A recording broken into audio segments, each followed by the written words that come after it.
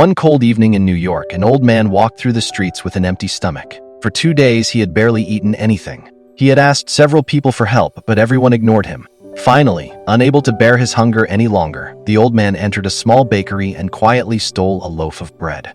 But before he could get far, the shopkeeper caught him. The old man was taken to court.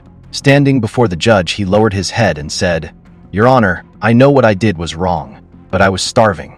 I asked many people for help, but no one helped me. I have never stolen anything before in my life." The judge looked at the old man for a moment. Then he said, "The law says you must pay a fine of $10. The courtroom became silent. The old man had no money. Then something unexpected happened. The judge reached into his own pocket, took out $10, and paid the fine himself. Everyone thought the case was finished, but the judge wasn't done. He removed his hat and looked around the courtroom. Then he said, "Now I am going to fine everyone in this courtroom $10.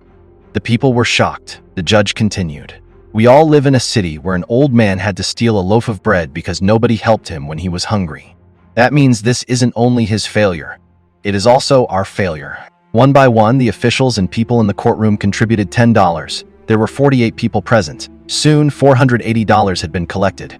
The judge gave the entire amount to the old man. The old man stood there with tears in his eyes. He had entered the courtroom as a thief, but he left knowing that someone still cared about him. And perhaps the greatest lesson was not about the stolen bread. It was about the people who saw a hungry man and chose to look away. Sometimes a person doesn't need punishment. Sometimes they simply need someone to notice their suffering. Moral: before judging someone for what they did, ask yourself what they were going through and whether you could have helped them before they reached that point.